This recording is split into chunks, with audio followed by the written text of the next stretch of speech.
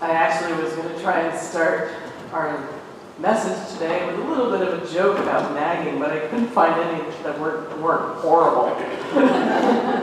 So we'll just dive right into the gospel lesson.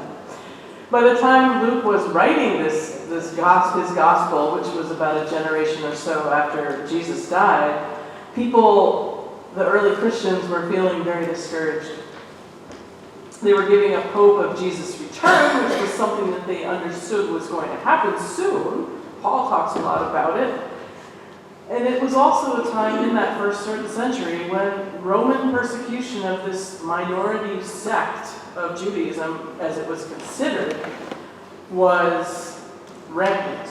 So needless to say, there was a lot of suffering, there was a lot of anxiety, and there was a lot of fear. And I don't think that that's much different from our time today. So perhaps that is why this gospel is often read as an instruction to nag God, so that God will eventually give in and give us what we want, that we want an end to our fear and our anxiety. Well, I think that would only work if God was Santa Claus and gives us everything we want. But the parable of the persistent widow teaches us something more helpful and I think more meaningful for us today. It shows us that in our waiting and in our working for change, whether it's prayer or being active, physically, saying things, doing things, it shows that in our watching and our working and our waiting, that we should never, ever lose heart. And the lesson, which we miss because of the language translation, magnifies the power because Jesus is once again lifting up someone who is marginal to society. We miss the message there because in our English translations we don't catch the significance that in Hebrew the word for widow means silent one. So here is a woman who in essence is kept silent. I have it in quotes even in my sermon. She's kept silent. She doesn't have any power in her culture. So she draws on the power of her faith to seek justice when she has no one to stand up for her. So Luke focuses on this lesson that was taught by Jesus to help encourage us in the midst of all that happens in our life and all the chaos in our world. And Luke lifts us up because we also learn something about the God to whom we pray. And whatever name God has when we pray to our God. So imagine Jesus speaking a little bit like this. If a crooked judge would avoid public embarrassment and hear the case of even a poor widow, how much more will our God, the Holy One of justice and compassion, the God who knows how many hairs are on your head, how much more will this God hear your prayers of God's own faithful? And Jeremiah tells us that God will be our God and we will be God's people. Not only is God's law written on our hearts, but we are written on God's heart. And of God's greatest concern are the widows and the orphans and the aliens. So the lesson, I think, these lessons are timely because there are those in power in our world that are causing a lot of anxiety and fear. The weight of this, I believe, is very heavy on all of us. And it's causes, but I think what happens is this weight has been so great, it's actually encouraged the silent ones, people who we wouldn't normally think of having a lot of voice or power. These quieter voices are drawing on their beliefs and their convictions to find a voice. And the powerful feel threatened by those small voices, especially when they join together in persistence. For instance, I don't know if you were aware of, about a month ago, there was a youth-led, a month and a half ago now, youth-led climate strike. And it was inspired by a 16-year-old girl named Greta Thunberg, who in 2018 started spending her school days protesting outside the Parliament building in her own country. She was calling for stronger action on global warming. Her message spread to other youth, and there were climate strikes all over the world in August.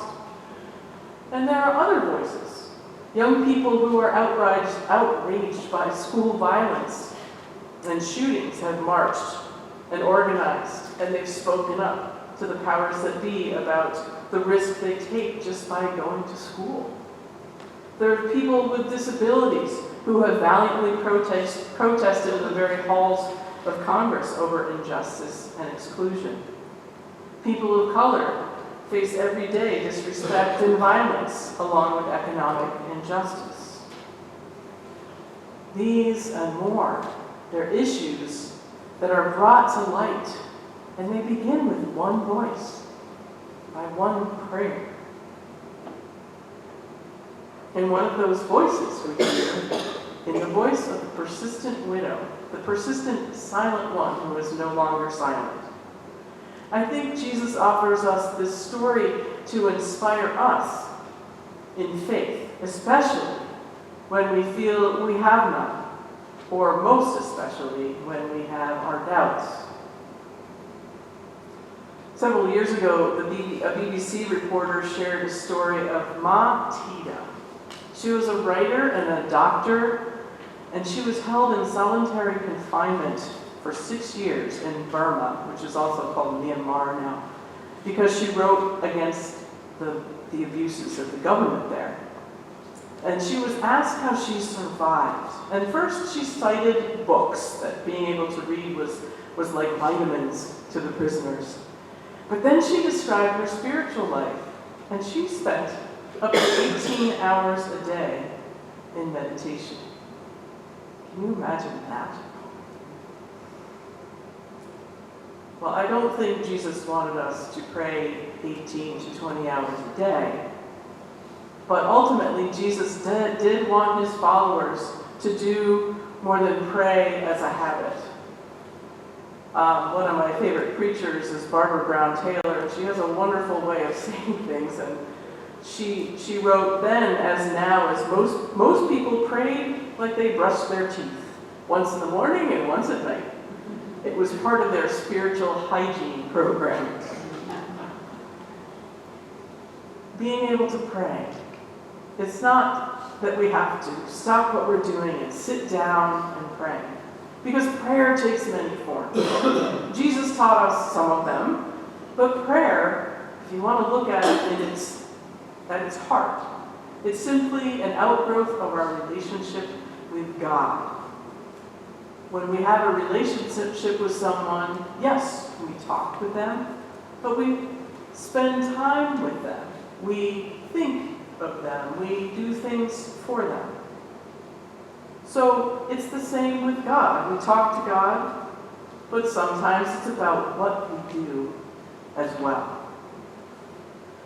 Another one of people that inspires me in what they do is former President Jimmy Carter, who was asked once why he worked so diligently on behalf of Habitat for Humanity.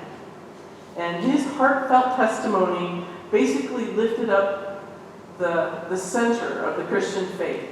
And he said, "I do it because we're called to bring good news to the poor." So even our work can be prayer. Prayer is simply about persevering and trusting in God. So I'll close with what Reverend Taylor says in a book called Home by Another Way. She says, prayer keeps our hearts chasing after God's heart. I love that image. Prayer keeps us chasing after God's heart. It's how we bother God, and it's how God bothers us back. And there's nothing that works any better than that.